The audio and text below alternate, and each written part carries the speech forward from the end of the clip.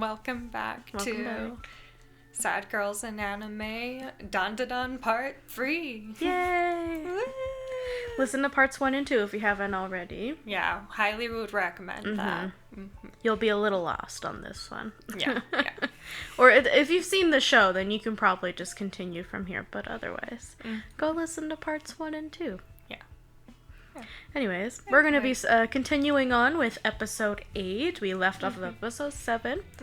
So we are now going into number 8. Yes. Which, this is when we have the first alien, or third alien invasion. But it's the first one that happens in the school.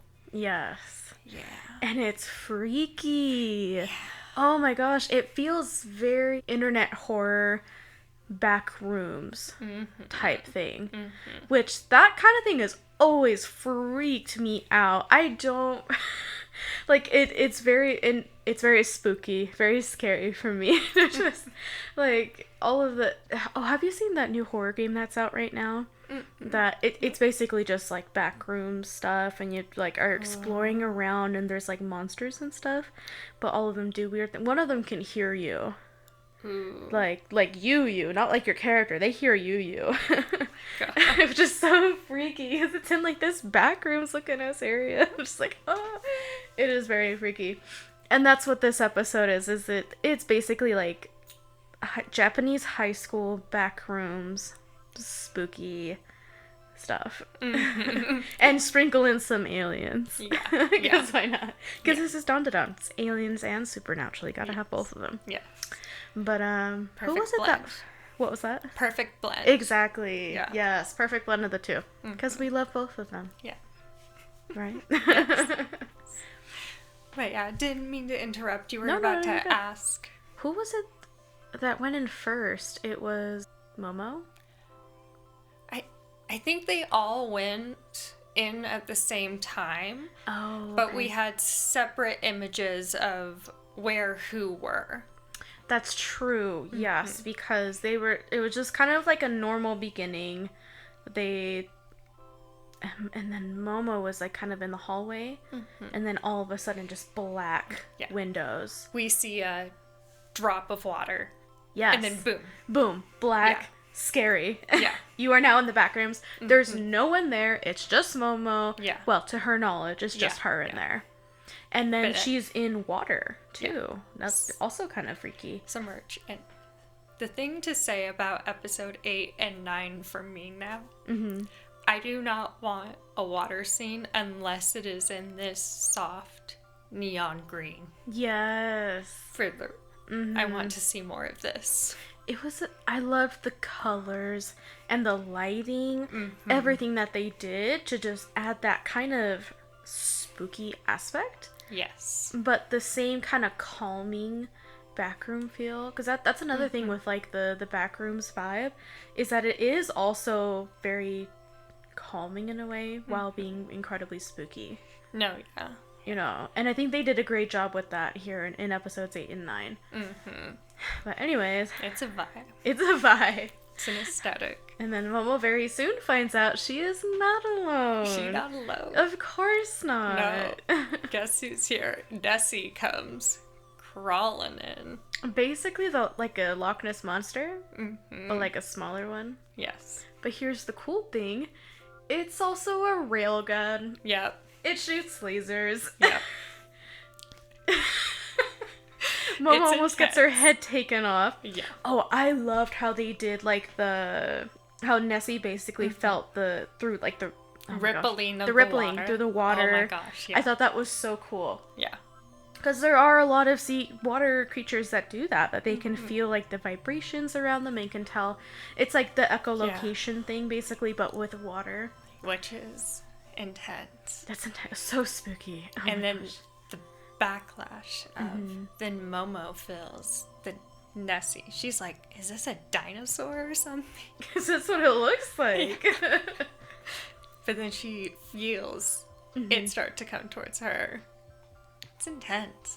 Yeah, I love the animation that they did to show this creature kind of locating where Momo was using the water ripples. Because Momo had like some, little ripples around her legs.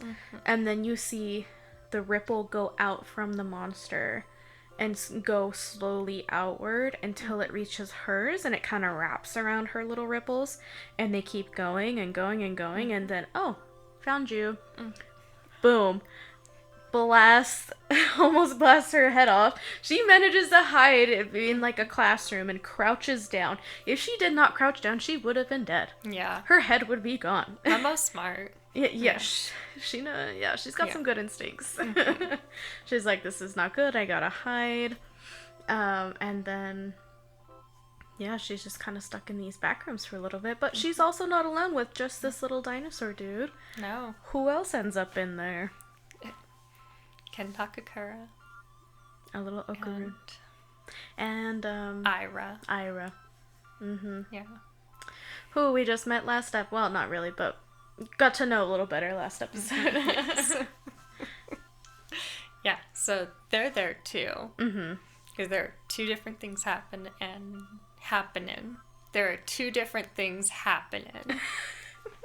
I need to learn to talk.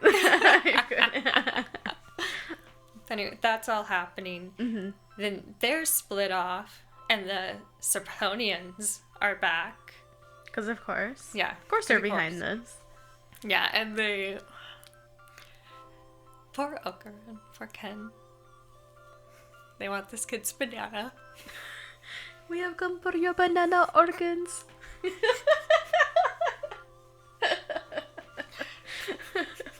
I love the voices that they talk in. They're just so funny. And the things they say are so ridiculous. What? What by what? Oh wait, there's a cat out the window. Oh, there he goes. What color? It was like brown. Ooh. Just ran across the fence. Okay. Cute. Anyways. There's a lot of cats in my neighborhood. It's quite nice. I love that. But yeah, Anyways. Quick cat break. Love it.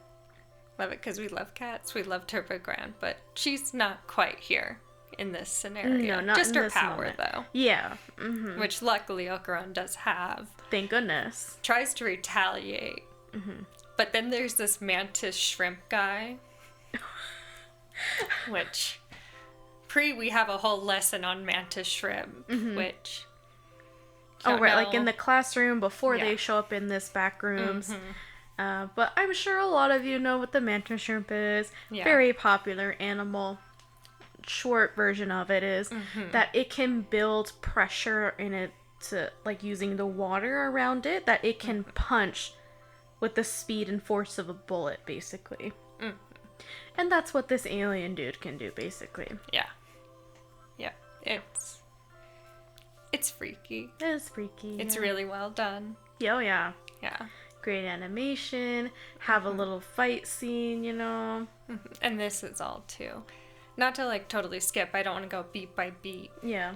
But there's a whole drama between the love triangle, which we don't like to focus too much on that, you'll notice about us. We're like, want to get into certain other things first and foremost. The love triangle is just kind of to me. Yeah. Like, I can see where it can add to the show in different ways. More in the way of helping Okarun realize how much he does like Miss Ayase. Yeah.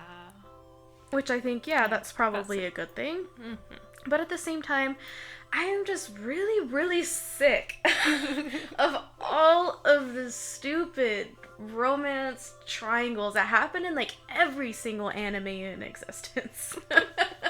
Like, almost every single one has some really ridiculous romance thing going on. Which is fine. I love a good romance. But when it sometimes it feels so forced where they're just kind of like throwing problems in for no reason and it doesn't add anything to the story. No, yeah. This one, I feel like they did a much better job of it. But Ira's still a bit annoying to me. No, fair. Sorry for my water noises. No, you're good. Well, no, fair. But anyway, back into Right. Back into where we're at. There's an alien invasion. Mm-hmm. They want poor Ken's banana. It's banana organs. And then when things are looking bad, Ira turns out, because she has acrobatic Silky's aura, her power awakens.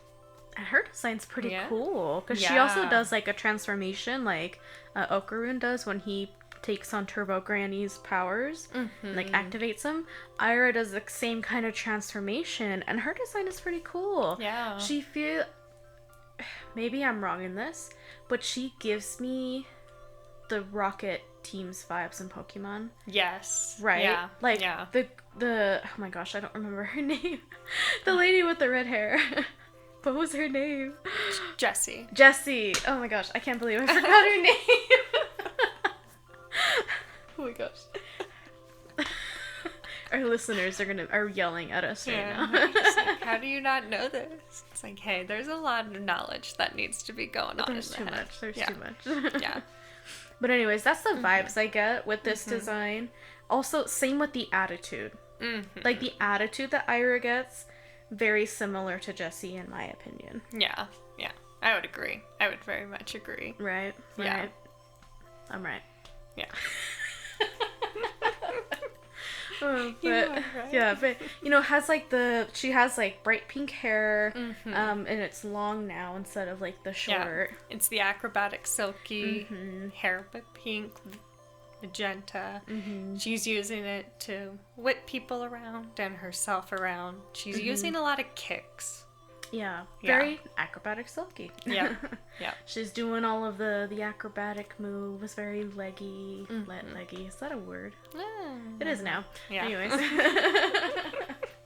But yeah, honestly, really interesting. I was really glad that they made this addition to her character. Yeah. Because before, she was just useless and annoying. And even counterproductive to everything. She was just making problems and no solutions. But now that she can have like a power now, it's like, oh, okay, she's a little useful now.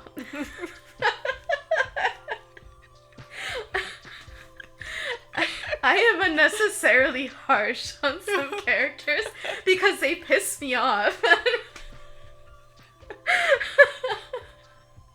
Just characters like her, I don't like. I just do not vibe with them.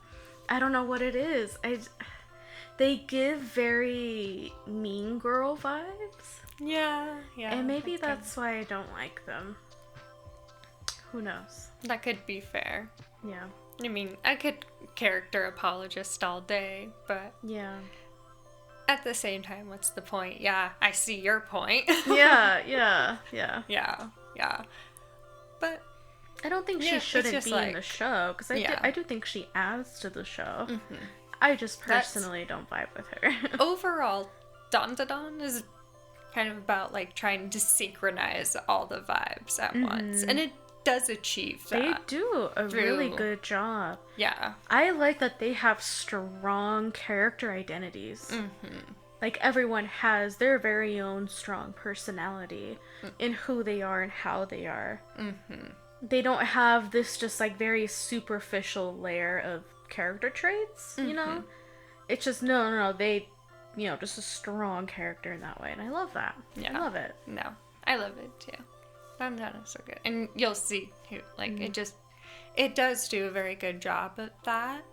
Even though, of course, there are tropes, and sometimes you're like, okay, I've seen the story. Yeah. In a certain sense. But at the same time, I wouldn't change a thing about it. I think it does get to the storytelling point of that very evenly and well in that regard. But again, that's just me. Yeah. No, I would agree. I honestly wouldn't change it.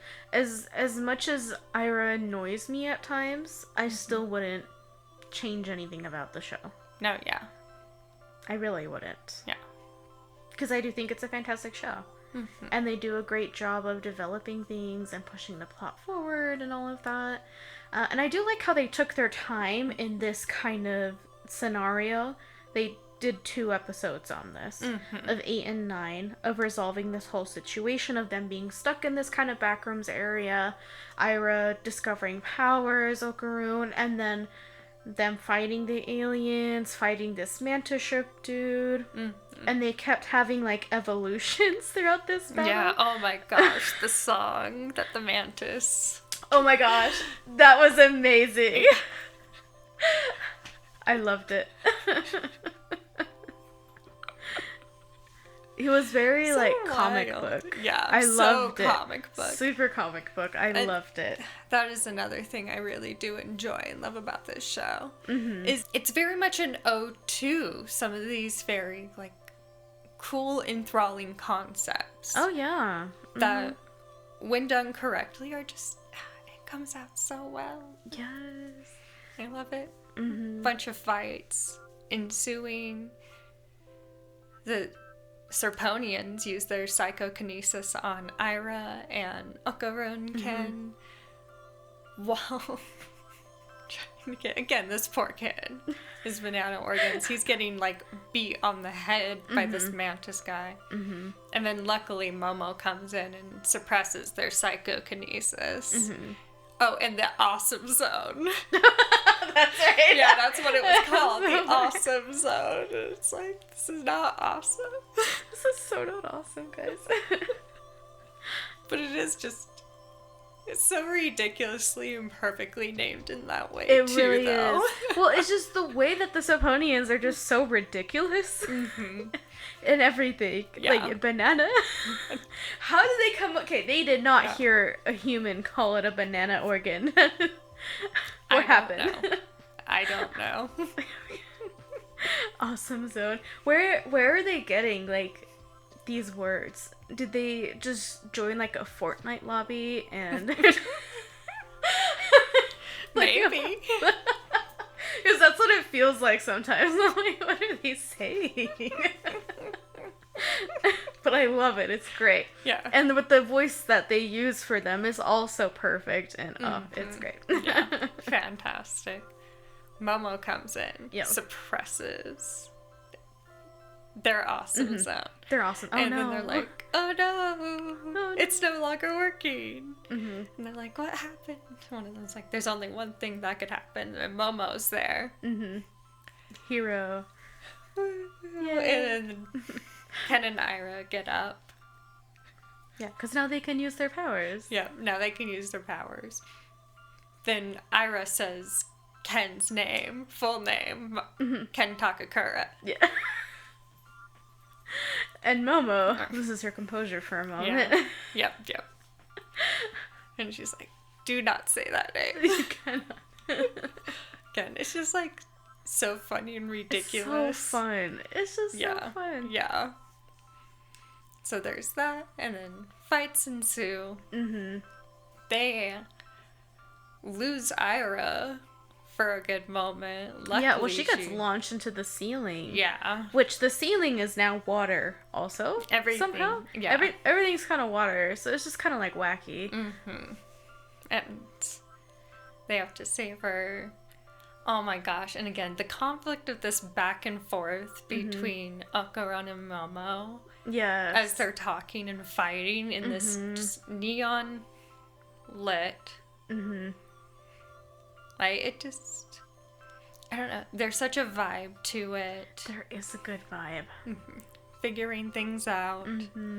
Momo just discovers that she can use him, like her ghost hands, to launch them through the water. That was so ridiculous. It is so ridiculous. But hey. It works. It works. It's working, so I mean... Have to figure out physics and everything. Yeah. They get an Ira. And then we get a merger. That's what the Sopronians call it. To get to a new monster where they're basically Loch Ness Monster, the little mantis guy, and the Serponians all in one. Yeah. Oh, and then the mantis shrimp guy, we see a little bit of, like, conversation with the Serponians, where he's like, please just give me another chance, I can get them, you know? And he seems so pitiful. And I'm like, oh, poor guy. Yeah. And they're like, no. we're gonna cut your pay. And he's like, no. They're terrible. The Symphonians are terrible. They're evil. They're so mean. Poor Mana Shrimp guy. Mm-hmm. Yeah. And then they do the merger, and he doesn't want to do that. He very clearly is not on board with this. Yeah. But they're like, well, too bad. It is very freaky. Oh my gosh. It's kind of wacky. Yeah. But it's wacky. Anyways, well, they merge kind of together, and now the Loch Ness Monster is even more interesting. Yeah.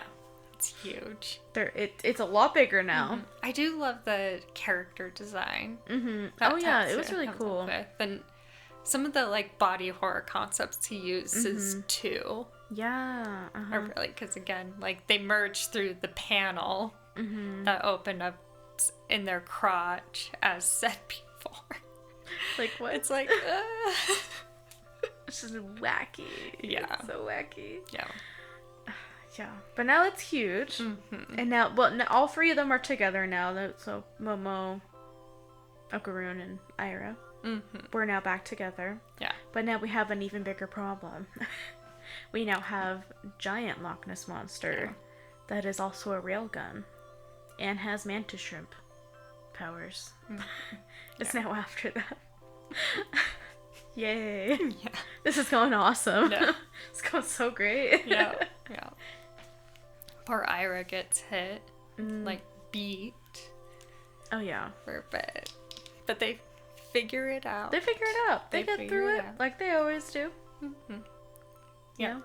Use the counter pressure. That's what Momo did. Use the counter pressure of the water as the mantis shrimp tried to close in the hands on her, and then broke its arms because of that. Yep.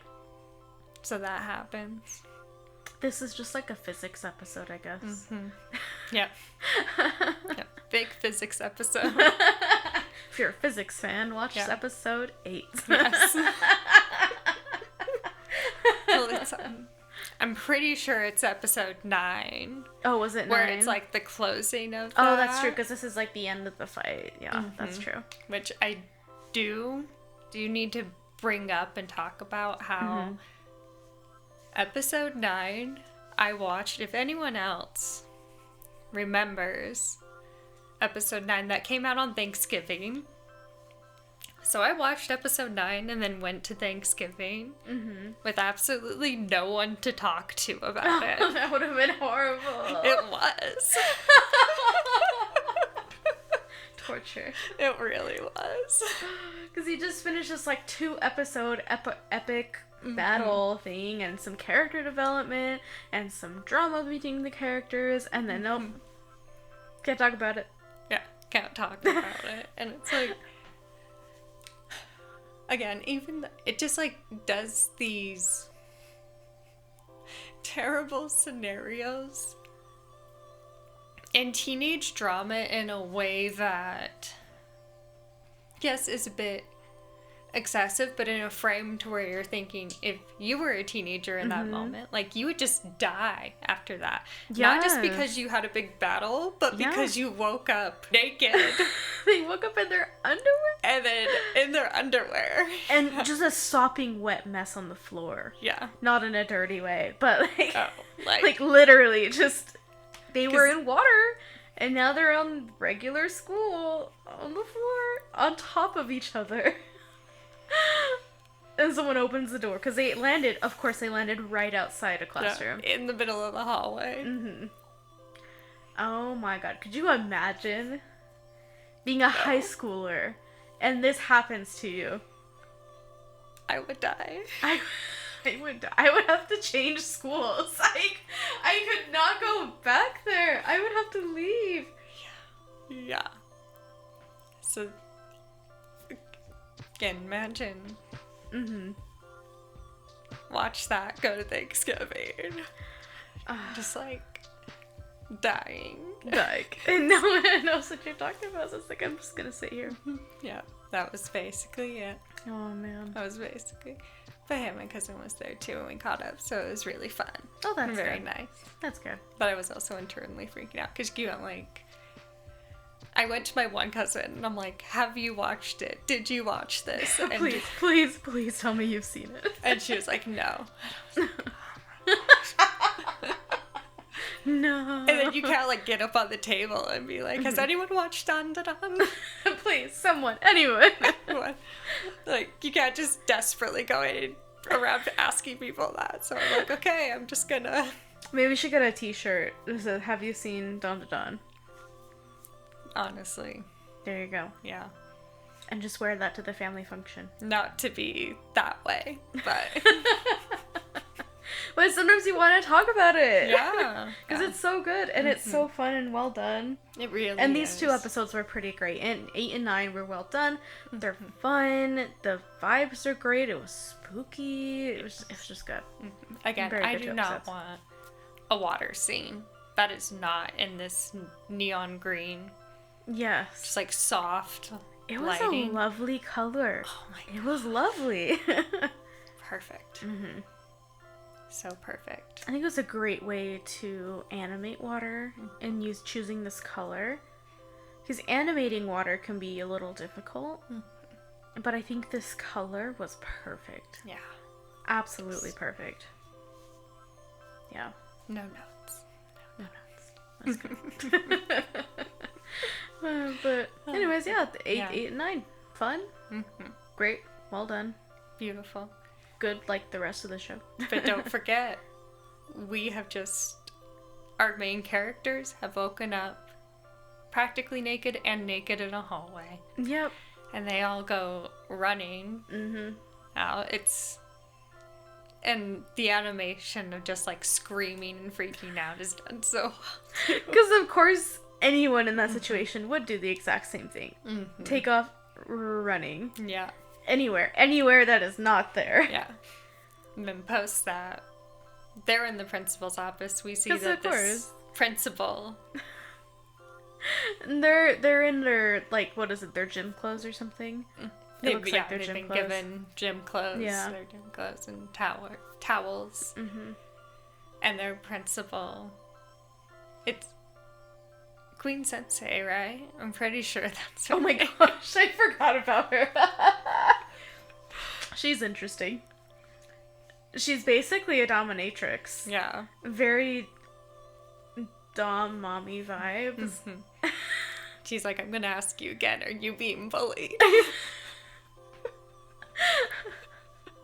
And they're like, no, I swear, we're not. It's hard to explain.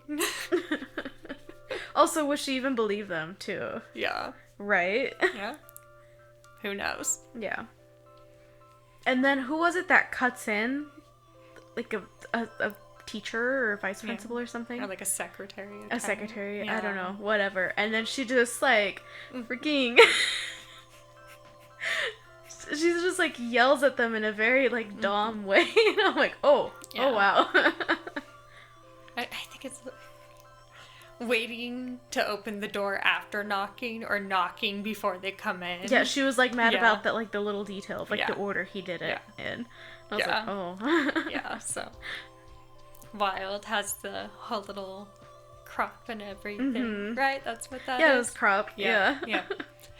So anyway, that all happens, and Ira, Momo, Ken, Okaran are just all dying. Yeah.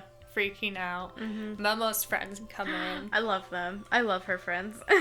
Which, the scene of using the red light on the one friend as they, like, try to debunk what happened. Oh my gosh, I love how they started, like, reenacting things in, like, a little mini, like, theater play. It was great. They were like, no, this is what happened. And then they do their little, no, this is what happened. Yeah. And they do. And Momo's just like, no, that is not what happened. But they, like, can't say what happened. Yeah, because they would believe him. It's just so fun. I love Momo's friends. They're so funny. Yeah. And they're so sweet. Yeah, they're fun. They're fun. And I can't remember if it's before or post this. Oh no, it's before this. Okaran, like, has this theory about how yokai are protecting aliens. Oh, yeah. Or protecting humans from aliens on Earth. And then Moma and Ira just, like, zone out and, like, rude. Well, I thought that was so rude because I was like, wait, this is a great theory. Yeah. This makes so much sense. Yeah. Because, like, he drew, like, a whole little diagram on the whiteboard and everything. He's like, what if the aliens are trying to take my banana organs because they see that I have these yokai powers? And I'm like, okay, if we have those powers, then maybe we can actually really invade the world. Because right now, the only thing taking them out of the world, not taking, protecting? Sure, the only thing protecting the world are yokai and supernatural spirits and things like that the aliens don't understand and can't replicate. And so they're like, oh, let's take their banana organs and then try and replicate their powers. Yeah. And I'm like, oh, wow. I'm like very enraptured with his talk. I'm like, oh my gosh, this makes so much sense. It explains everything. And then Momo and Ira are just like, zoned out. It's like, he explained it well enough, guys. He Come did. on. I feel like it was short, to the point. He even had a diagram to go with it. Like, I think he did a pretty great job. How do you do? Anyways. There we go. Got Momo's friends come in. Ira's friends come in and take her away. And I was like, I'm just going to blame you, Momo.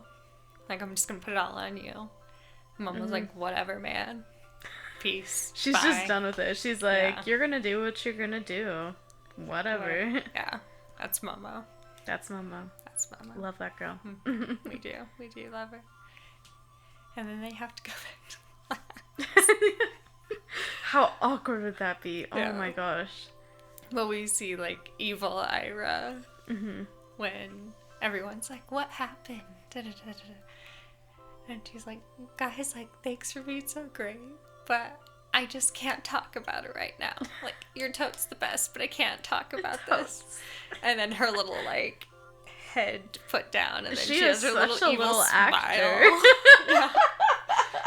She's like, this is when all that work that went into being popular comes into play. It is work being popular. Oh my It can be exhausting, like purposefully building popularity. Some people have it naturally because they have that thing about them, you know? For other people, they have to work really hard for popularity and keep up appearances. And Miss Ira was the type that she had to really work for her popularity. Yeah, she's cute and she had that to help her. But she also had to do a lot of things to kind of work her way up there to be popular. Yeah. And so in this much, she's like, oh yeah, all worth it. Because I can just brush this off and no one's going to tell me a thing. Yeah. Because I'm that popular. No one's going to pry. And then her classmates are like, this is all Momo's fault. And then she's put on the spot and she doesn't blame Momo. And she says, I started the rumor. I started the rumor about Momo. In regards to, you know, her being like, she'll sleep around with anyone. Which again, just rude, but hey, she owns up to her behavior. Good for her. Yeah. I'm happy about that. See, that's character development. Yes. Hey, okay. It's really well done. Yeah, it is very well done. That's why I think that this adds, her character does add to the show, and I wouldn't take her out of it as much as she bothers me. Because I think it is important to show people taking accountability for their actions. And seeing that being like represented, you know, and being shown as a positive thing, you know, because I think there's so many people out there who aren't ever going to take accountability for actions in the past. Very true. You know, honestly, yeah. Especially with, I want to say, like, teenagers. It's just like, okay, just brush it under the rug. I'm never going to look at it again. At least that's how I was as a teenager. It's just like, okay, just don't think about it anymore. I'm going to be a good person now. But I think it is important to take accountability, though, for things that you've done before. I think it's great that she's like, you know, Momo's actually pretty cool. I don't want to, you know, keep putting more and more just garbage on her. Yeah. Yeah. And it's true. It's just so cute. we see their development together to where they tolerate each other. Yeah. But understand each other well. Yeah. Because Ira goes out to the courtyard, mad at herself. She's like, oh my gosh, I'm not going to be popular anymore. And then Momo's there. She's like, what you doing here? She's like, you couldn't find it to diss me, could you? Yeah. Yeah. She's like, yeah. Yeah. And that happens, and then, oh, Mr. Shrimp is back. The guy but in his original form. Which is the last person we thought to see in this moment. And he is definitely injured. And seems to be dripping white goo. Yeah, he does not look well. No. That white goo turns out to be milk. But also his blood? Yes. Like, okay. Yeah. Which I think is so funny because it comes full circle to like alien abductions. Yep, cattle mutilation. Yeah. And the whole, you know that iconic saucer with the cow going up into the spaceship? Iconic. Okay, when they had that moment in the episode, I screamed. Oh, I was like, oh my god. Same. I was like, this is joking. So clever. Yeah, no, it really was. And it was a cute little side story, too. Yep, cute little side story. Because we see, too, that this man has a little boy, a little child. We have a little flashback to, like, his home planet. And has a disease. Chiquita. I love this little character. Just funny because my dog Chica, she got her name from the ABBA song Chiquitita because that was playing on the way home when I got her. And so when he's like singing this song, I'm like, what? And then his kid's name is Chiquitita. It was just funny. The things that they choose in this show are so funny. Just the little pop culture things they have in here are just freaking amazing. It's beautiful. It's amazing. It's beautiful. And it turns out that his son needs blood transfusions daily. And that is their blood is the cow milk. Say cow, which we love her. We love her. Figures out that their blood is milk. And then there's the solution for the guy. Because he needs to make money for the transfusion. Yeah, because I imagine that would be really expensive. Yeah. Getting blood transfusions every single day. Oh my gosh. Yeah. That poor kid. But it turns out it's just cow's blood. It's just cow's blood.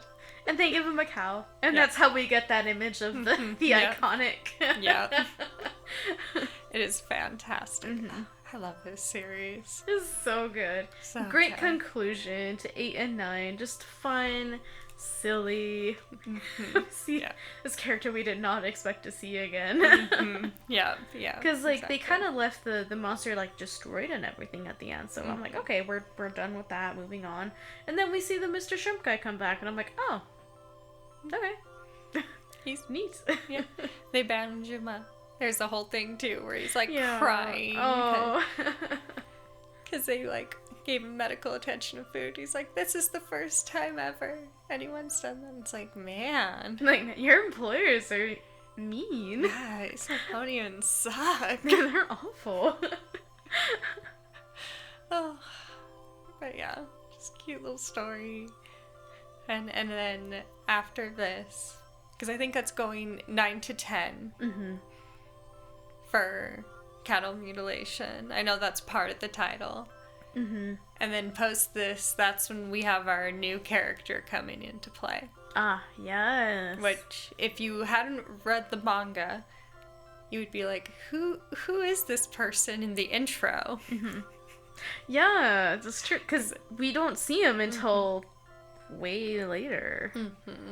Like, we're almost done here. Episode 11, I believe. It's either the end of episode 10 or it's episode 11. I think it was the end of 10. Was it? I don't remember. Somewhere around there. Yeah, somewhere. Somewhere around there. Somewhere in there. And then we get... Oh, gosh.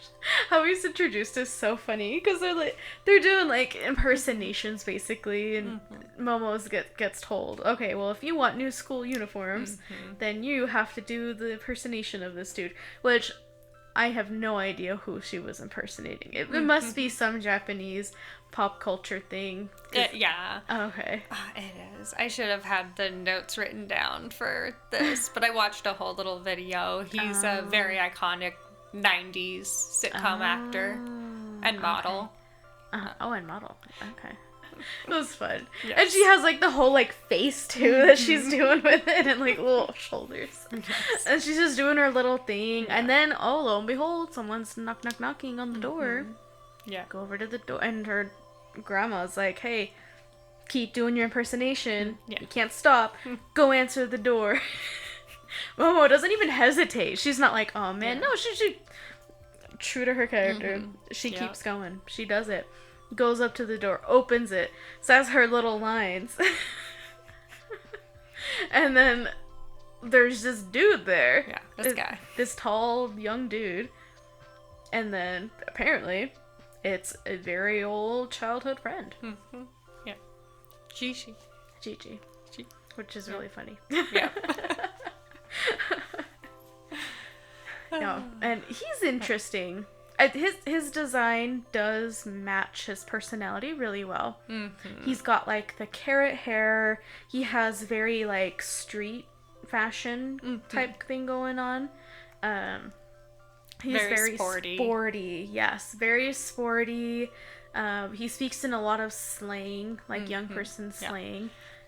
But it's hard to notice unless you're watching the subtitles or I've read the manga. But that who is always saying thank you. Yeah. Yeah, I didn't even know that until Jiji, later. You mentioned that to me, like in the manga, he would always say like thank you. Yeah. And I think that's so funny. That's really cute. Yeah. It's like you don't notice it first, but then you like go back and you're like, oh yeah, he like, oh, he never is says saying thank that. you. It's always thank you. Yeah. I think it's so cute. He says like a lot of other like slang things. When I first met him, I was very like, who is this man? Get him away from me. He comes on really strong. Very strong, like in your face kind of. You know? Again, I'm a character apologist. Real time. I was immediately like, you know what? I have to let this kid. He's just being himself. It's not his fault that he got a bunch of attention by acting this way his entire life. It's true. He got a bunch of positive reinforcement about his behavior. I really like him. I think he's great. It's just when I first met him, in that first introduction, I was like, whoa. Who is this guy? Who is this annoying dude? Because he was annoying at first. I was like, what is happening? Yeah. Yeah. Well, and then they go to school the next day, and he's there. And he gets introduced, because the reason he's at Momo's place are, unfortunately, his parents are sick. And it's thought that there is a ghost in the property that they're living. Because they hired some exorcist, and things did not turn out well. No. Yeah. Did not work out. So he's like, well, let's find the next one. Find the next medium. Lo and behold, of course, it's Momo and her family. Yep. The best spirit mediums there are. Miseko, I say. And there's the exchange where they're like, okay, well, help us. And she's like, no, you all are going to do it. I'll buy you uniforms for life if you do. Pretty sweet deal, honestly. Yeah. Well, we'll see. Yeah, because we're still on a cliffhanger here. Yeah. We're still on such a cliffhanger. Oh, yeah. Oh, my gosh. I'm so excited for the new episodes coming out. I need to see what happens. Yes. Anyways. Yeah, because Jiji comes in. Well, they go to school. Jiji is Jiji. Yeah. And is poking at things. And oh, he claims to be Momo's boyfriend when they introduce him. Divers. Yeah, divers. Yes. But he's doing it in like a joking way. I don't think he was being serious about it. Yeah. But Momo's friends are like, what are you talking about? No way. No way. She's totally in love with this other guy. Oh. I love her friends so much. Yeah. Oh, she's so They're so cute. They're adorable. I love them. Yeah. Yeah. But then through this like next episode, Okarun is starting to get some jealousy type stuff going on. And I think with Ira and with this new character is really what's pushing Okarun to realize, wait, I really like Miss Ayase. Like a lot. Because now he's like getting jealous of this other guy, and it must be something that he's never really felt before. Oh yeah, you know? It's evident. Yeah, you're right, because he's like having these little competitions with him, which is really funny because Jiji's not competing with him at all. No, he's just doing his thing, but Okarun is like trying to compete with him, which is so funny. It's like Jiji could not care less. He thinks you're being friendly. He thinks you're just having a good time, you know. And then Okarun's like, no, I gotta. I am. Something frequently said, like not super frequently, but just a little thing said here and there in our household is, you have Lent.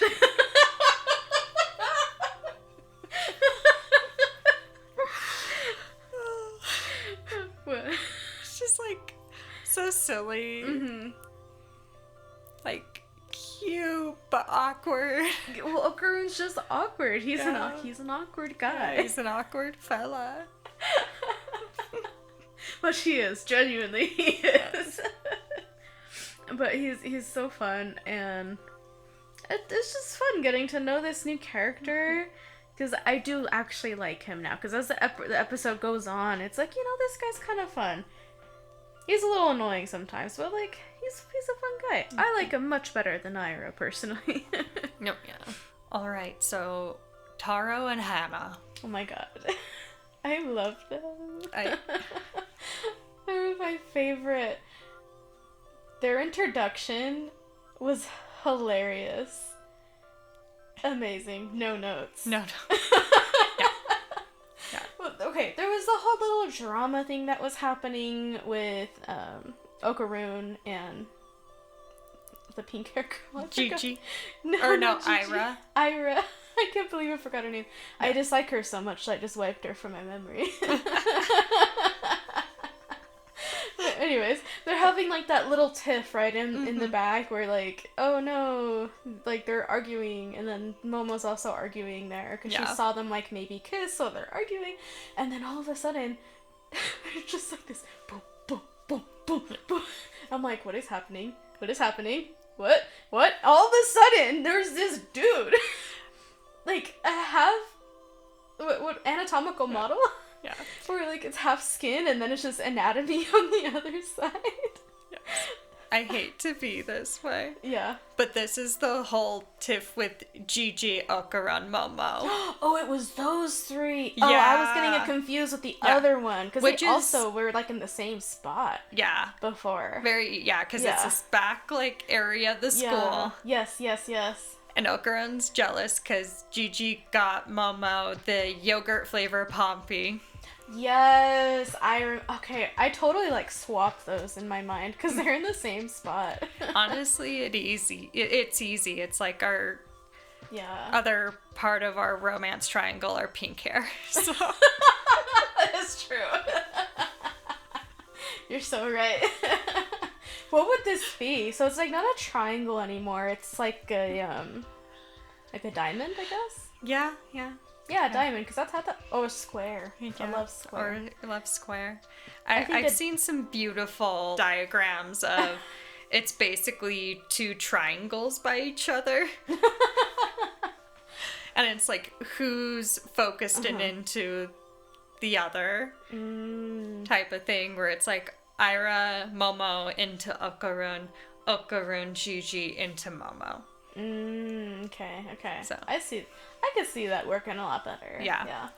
So I definitely see, because again, they're just kind of, I can't believe I didn't just realize that till now too. Both of our like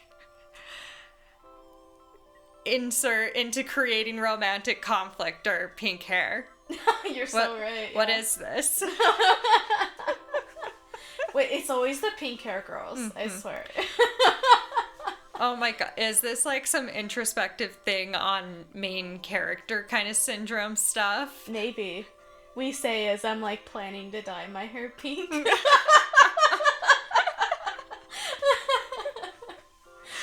Kaneki's gonna be coming out taking all y'all's man. I'm gonna come all take y'all's all of man them. and girl. And take all of them. Yep. I don't care what they identify as. Oh my gosh. So stupid. Oh my gosh. That is great. Just like a realization of now. Yeah, because both scenes are set up similarly before this big, like, fight, almost monster-esque conflict. But he's not quite a monster. He is an atomical doll. Yeah. I loved his like, he's like bolting track. He's a runner. He's a track star. Booking it straight at them. And Okran had a good reaction of just like, what? I gotta get out of here. You know? Yeah. Good reaction. And why is this possibly happening? Momo sees... Bling. Oh my god, he has a golden ball! He's got your testicles, Okarin. Get that anatomical model. Go after. My gosh, this whole... It was so fun. And then their whole little, like, running, chasing him scene was just funny. Yeah, William Hell Turnover is playing again. I love a good classical music excerpt. Yeah. Love it. Beautifully done. Amazingly done. Half of this episode is just screaming.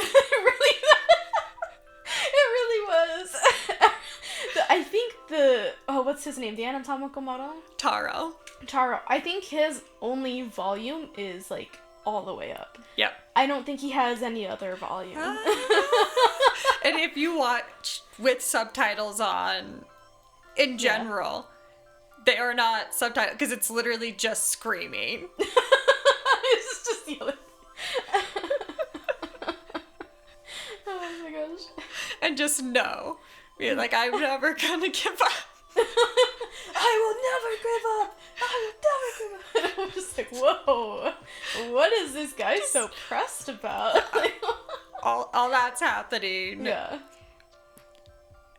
Oh my god. It's so well done. It's just so funny. And it was a nice, like, little break from, like, the main plot kind of. I mean, we're still seeing, like, the Ogrun's golden balls thing, you know, but it still felt kind of, like, separate from everything else. Yeah. If that makes sense. Because it's so nonsensical. It really was. Because Momo just, like, grabs him with her ghost hands. Jiji decides he has to tag along. All the screaming is happening. Everyone's screaming. They're going all over. Okaran runs in to save the day. I love the little thing where he, like, takes off his shoes and socks. Yeah. But then he's like, no, wait, I need to tuck them aside. Runs in, the whole bus scene. I do love the action drama in this series in general, too. Oh, it's so fun. Like the whole bus scene, they're about to get hit, and then, nope, Okaran comes in. I don't know, I love that feeling of very sudden tension, and then just like, okay. And that is part of what I love about anime too. The genre is, it's like you get a lot of those bit of adrenaline rushes, but you know everything's gonna be okay in the end. Yeah. Yeah. Not always, but not always. I mean, if you know the genre you're going into. Yeah. You know. Usually those are more dramas. Yeah. But here we have action adventure. True. Sometimes some are very unassuming, and they make you think it's one genre, but it's a very different genre. That is like Madoka Magica. Yeah. Which we will be covering. Oh yes, absolutely. That's a somewhat I'm near excited future to do that one. Yeah. Very deceiving show. Yeah. But luckily we don't have this here. Yeah, no, thankfully, this is it is what it is from the very beginning. Mm-hmm. Love it. This show, like, hit the ground running. Yeah. Honestly. So, just like Taro hits the ground running. He's just going. Going. Gosh, the little romance where he finds Hana. Yes. He's like, no, I will never give up. I will find you. That song. That song. Yeah. I can't believe I just named it, like, forgot the name of it. I might need to look it up. But that song, and this whole episode, so our experience, we have a beanbag chair, Tom and I. We're sitting down watching this episode as it's going on. Because it's also serious. It's also silly serious. It is. I don't want to distract from the thing, but I am dying laughing. Yes. And I am just literally shaking up and down, suppressing my laugh. You can feel the whole, like, beanbag chair shaking a beat, being like, like, trying to hold that in. Yeah. It's just so funny. I was, like, belly laughing during this episode and a half. Like, it was so good. It's just, oh my gosh. And then later when he finds her, and then they're like, actually, what are we gonna do now? Where are we gonna live? But this song, I need this to be people's, like, first dance wedding song. Yes. That is where... No, you should play a bit of it. It deserves to be. I need to hear this, because I don't remember it. Oh, it's just, like, this very euphoric romance song. It is itself to a T. It is so good. I just need to, like, look up the song names, and then I'm going to know what it is. But oh my gosh, Google, why are you being this way? Just show me the 29 more songs. Boo. Not sorry, you. everyone. Oh. Because it's Taro and Hana. That's the name of the song, is literally the characters. So, so this song was purely for them. Yeah. I love that. Purely for them. Just the most welling up romantic thing. I'm very tempted to play a bit of it, but I don't want copyright issues. I think we can play like 5 seconds of something before it's like an issue. From what I was reading. Okay. And then even then, it's like, if you can go longer, but it's really hit or miss if anything's gonna happen. No. Okay.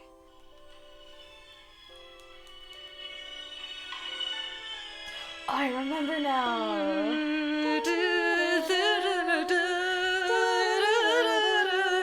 Yeah. See, I want this to become a thing now, where people... I can envision someone walking down the aisle to that. Right? For real. It is such like a big, epic moment. Romantic gesture.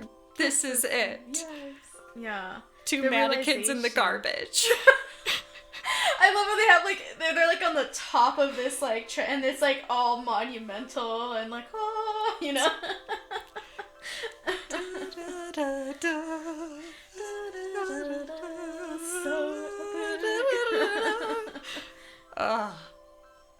Just the soundtrack. As I've said before, the soundtrack, I love it.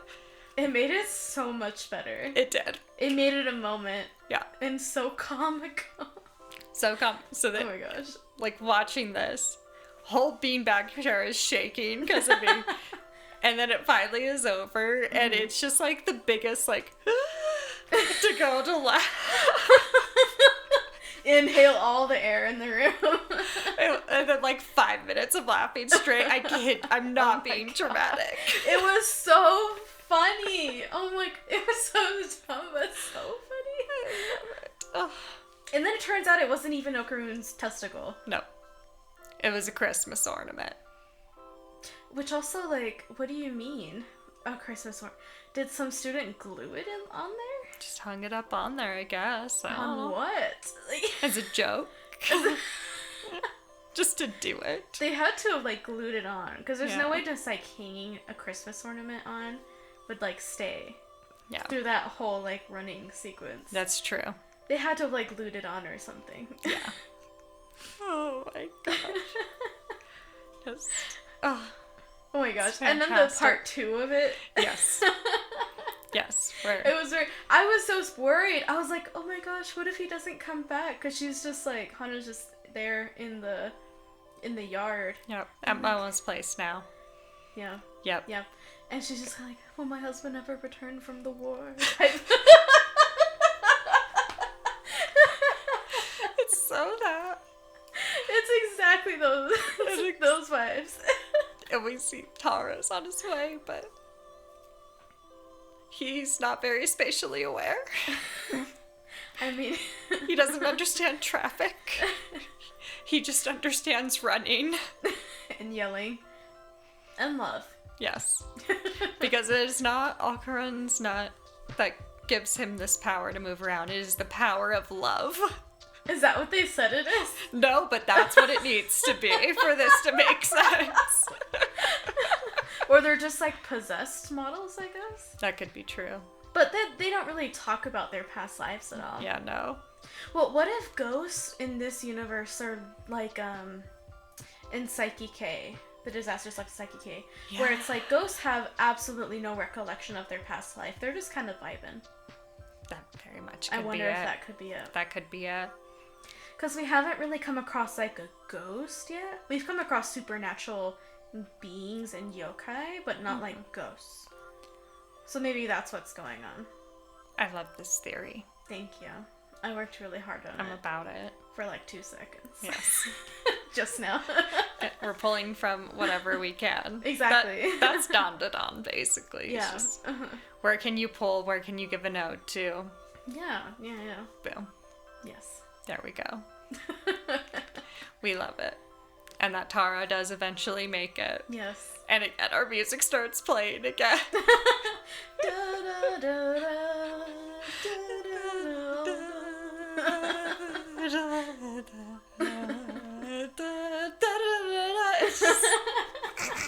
It's all epic and amazing. And like, oh, he came back for her. Momo's passed out. Because it was like 2 in the morning. Yeah. No, the first like, time it was the like morning, the next day. It was the morning. Yeah. Like, sun is coming up. What a girl's girl, though. Yeah. Yeah. Momo's the best. Yes. Yes. I would have left her there in the yard. I'll wait for you for like a little bit, and I'll give you a blanket, but like... She's like reassured, like, I'm sure your man will be here soon. And she's like half asleep. Yeah. Oh my gosh. This show. This show. So great. And then the next night, she's like, oh, we gotta wait for him again. And Mom was like, what? It's like, I'll be here by 2 a.m. at the latest. No. Learn how to use the subway, pal. Yeah, no.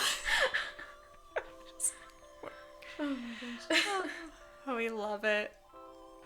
We love it. Empathy to these mannequins that just want to express and live in and feel their love. Mm-hmm. Yes. Yes. Everyone deserves love. They do. Even inanimate objects, apparently. Yes. Well, these are animated, I guess. Yeah, except for Taro. But why? Yeah. Again, maybe ghost. Maybe power of love. Who knows? Who knows how he can move? We just know that he loves Hana. Oh, and Hana loves him. Yes. So sweet. Really was a great segment. I love this little part of the show. It's just so funny. It is. It's peak. It's great. No notes. It was fantastic. So yeah, we have the whole Taro and Hana situation. Sweet, aspiring, and then we go back into spooky, supernatural with Jiji's place. They, end up kind of deciding, okay, well, we gotta go take care of this problem that's happening at his place. They go on this whole little journey. Oh my gosh, the town that he lives in is so freaking spooky. It's freaky. It's freaky. It gives me, like... what is it? I just thought of it and now it's gone. More horror movie vibes. Yeah. With the way that the townspeople are just kind of like smiling. And the people are like gray. Yeah, they're gray. And they're just staring. Yeah. And they're just smiling in this creepy way. Like, what the hell? And there's no one in the street. Yeah. They're all just like in their homes, if you see them at all. I thought it was just like an empty town, and then they pan and you see like a couple people in like a garage. Yeah. And I'm like, ew. Yeah. What is that? And get up to Gigi's house, which is steps. Oh, it is the top of this little village. Yeah. The top of it. Yeah. I thought they were going up these like stairs with like torii gates and stuff, and I was expecting to see like a traditional like home shrine type thing. It's a really modern house. Like incredibly modern. They did the whole like 3D modeled house thing that sometimes they do in anime. Makes sense. It cuts back on like animation costs and stuff like that. Totally makes sense. But they did a great job with making it a little jarring with how clean and cut and modern this house was. Because it's just like a white and black, stark, modern house in this really, really old village that apparently is known for its like hot springs. It's basically like a hot springs town. Yeah. And I'm just like, whoa, that's weird.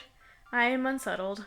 It is all very unsettling. It is very unsettling. The moment they're in that town, I'm like, this is not good. This whole town is possessed or something. Yeah. Something's wrong with this town. Something's going Clearly. on. It's not good.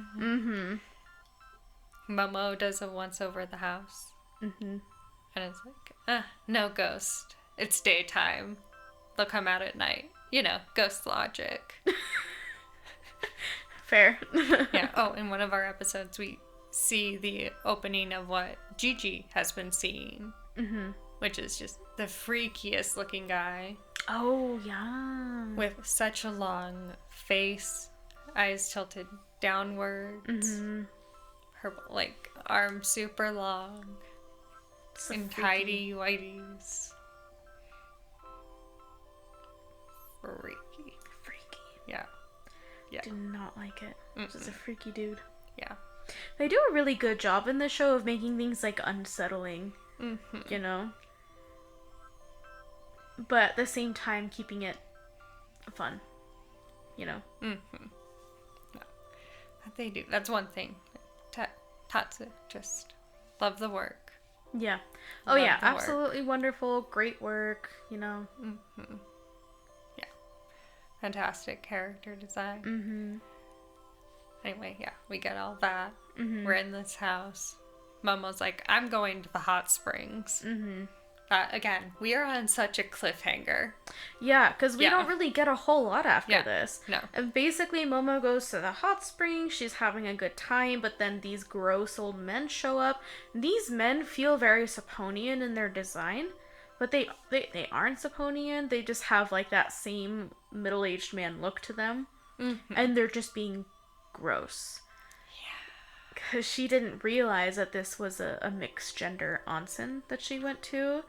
Which, yeah, that's kind of on her that she didn't see the sign. But also the sign was like crazy rusted and old. Yeah. Like, and also, you wouldn't see you don't need to be creepy just because it's a mixed gender bath. Like, what? They call themselves gators. Oh my god, that was so gross. They asked her, oh, do you know what a gator is? And she's like, no, what the hell is a gator? I'm like, oh, well, it's men who prey on women in hot springs. And I'm like, what? Yeah. There's a word for that? This is so prevalent that there's a word for it? That's disgusting. That is disgusting. Gross. So gross. Yeah, absolutely not. Yeah. Yeah. Not as a spoiler, but just as a thing to say. We know the genre, though. We know the genre. Yeah. Even though it's like a hit of a ending. That's all I'll say. We know the genre. But we also discover Gigi's house. Oh. Because they're discussing who loves Momo more. Yeah, they're playing soccer in the yard. Yeah. And Okarun, of course, is trying to compete, but Gigi's just playing. He's just having a good time. Gigi's natural, yeah. As we said, he's athletic, sporty. But then Ken Okarun notices, hey, Jiji, there's like, what's that part of your house? Like, we haven't been there. there's an extension. There's... Yeah, but there's no way to get in there. Yeah. And it's just a wall. And she's just like, huh, never really noticed that before. It's like, how do you not notice that? You live here. He's sweet, stupid Jiji, okay? He's just got sports on his mind. It's okay. Yep. And then... They go in. With the sledgehammer. Because, of course, what a great idea. They have to get the wall down. Yeah. Jiji doesn't care if it's a rental. I would have done it on the outside, to be honest. Why do the part that's inside your house? Dramatic effect. I would have done it, like, in the backyard, you know? Because, like, then you can't see it from the outside and you don't see it from the inside. You're only going to see it if you go out to the backyard. If there even is a backyard, you know? Mm-hmm. Yeah, true. That's just me, though. Yeah. Using the logic. Yeah.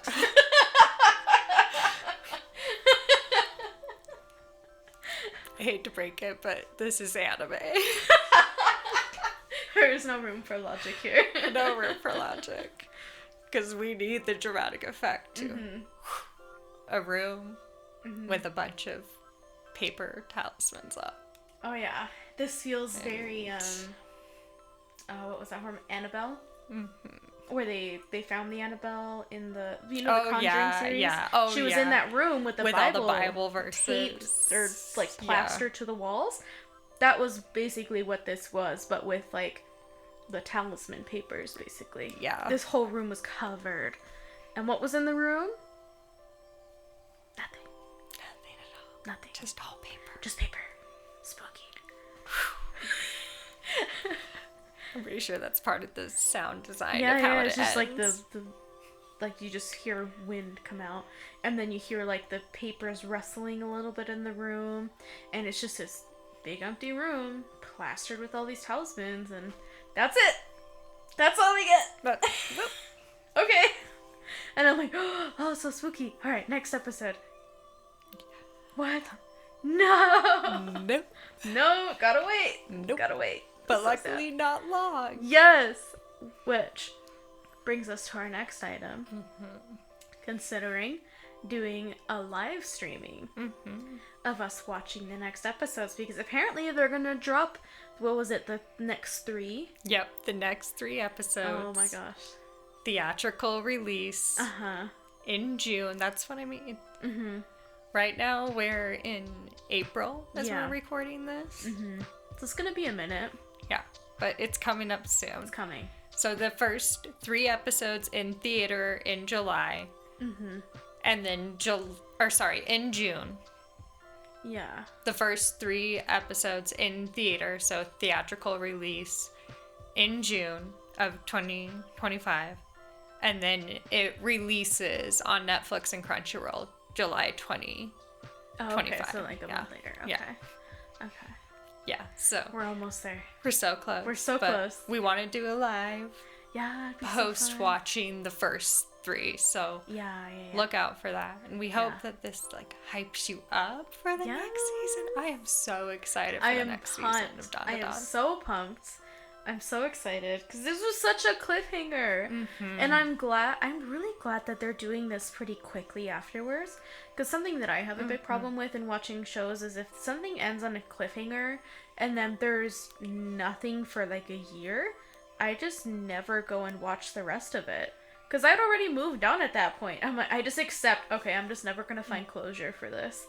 And I go start consuming other media. But with this is still pretty recent after, like, this first season kind of ended, you know? Yeah. So I'm like, okay, this is good timing, like, it builds the suspense, you know? But not so much that I don't care anymore about it, you know? Yeah. So. Y'all, I'm so excited. Yes, it'll be so good. Very excited. But yeah, overall, we hope you enjoyed, getting you hyped for DanDaDan. Yeah. Definitely watch our part 1 and 2 if you haven't already. Mm-hmm. We go a lot more into other things about DanDaDan and have a good time. But yeah, that's just us wrapping up the last of DanDaDan. Yeah. We'll have to finish up Delicious in Dungeon now. Yeah. We're We're gonna go back. We're gonna go back. Yeah, we're gonna go back. We're gonna finish it. Don't worry. We were just so excited to talk about DanDaDan that we just had to. Yeah. We couldn't hold it in anymore. Yeah, we couldn't. We at least needed to like finish it. Yeah, because we'll finish it up, and then now we're gonna go back to Delicious in Dungeon because that's another good one. Yeah. We're excited, especially because things have happened. Thank you again to anyone who had any part in the creation of this wonderful show, DanDaDan. Thank you to Tom for providing the music on this episode and all of our episodes. If you enjoyed and want to hear more, you can find us at sadgirlsandanime.com. We're on Blue Sky and Instagram as Sad Girls and Anime Podcast. Also on Reddit as Sad Girls and Anime Pod. Thanks again for tuning in and crying with us.